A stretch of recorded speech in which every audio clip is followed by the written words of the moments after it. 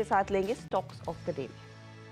जाते good morning Harshada. और देखिए, जो स्टॉक्स फोकस में है, सबसे पहले तो ऑब्वियसली फर्टिलाइजर पैक है, क्योंकि जीएसटी 5% से नील करने का प्रपोजल जो है फिटमेंट कमेटी के पास आया है, तो जीएसटी काउंसिल इस पर फाइनल कॉल लेगा। लेकिन उसके पहले पहले स्टॉक में 6 से 7%, 10% तक की तेजी देखने को मिल रही है, चाहे वो आरसीएफ हो, चाहे चंबल फर्टिलाइजर हो, चाहे दीपक फर्टिलाइजर हो। पूरे के पूरे फर्टिलाइजर पैक में अच्छी शानदार तेजी देखने को मिल रही है जीएसटी कट के चलते। इसके अलावा एमी ऑर्गेनिक्स, ये भी एक स्टॉक है जो आज फोकस में 5% की तेजी स्टॉक में है। क्यूआईपी खुल गया है कंपनी का, और क्यूआईपी खुलने के बाद स्टॉक में इंटरडे में 6% की तेजी थी, अभी भी 3% की तेजी के साथ स्टॉक ट्रेड कर रहा है। और आखिर में सोना बीएलडब्ल्यू, ये भी स्टॉक लगभग 3-4% ऊपर है।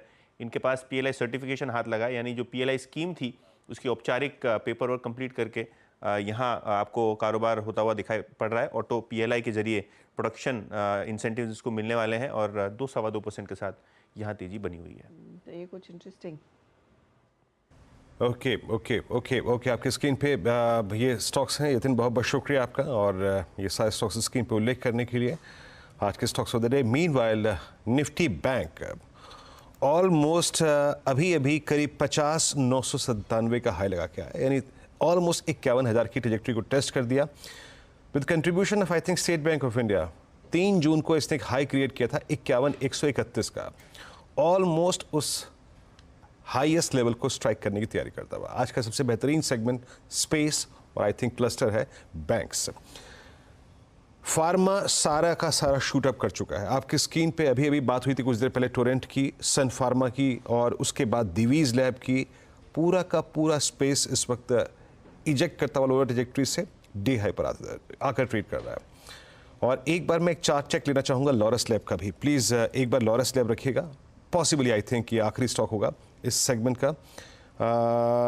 Laurus lab 433।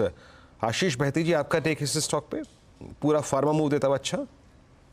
जी Virendra ji, in fact fresh move है, क्योंकि स्टॉक में काफी 3-4 दिनों की गिरावट थी, और जब सेक्टर टेलविंड अब इसमें अच्छा मिल रहा है, तो स्टॉक में भी मोमेंटम हम देख रहे हैं कि वापस लौटता हुआ देखने मिला है।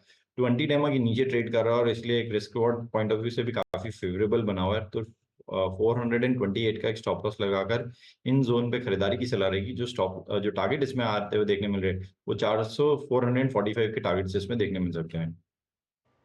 तो ये एक फ्लोरेस लैब में एक अपॉर्चुनिटी क्लियरली इस समय बैंक और फार्मा काउंटर्स यही सबसे ज़्यादा एक्टिव हैं, और यहीं पर सबसे ज़्यादा एक्शन। 2% ऊपर अब इंडसइंड और आईसीआईसीआई बैंक 2% के गेंस पर, एक्सिस में 1.5% का इजाफा, और कोटक महिंद्रा बैंक भी 1.5% तक की तेजी दिखा रहा है। ये पूरा जो लार्ज कैप बैंक है इन सब में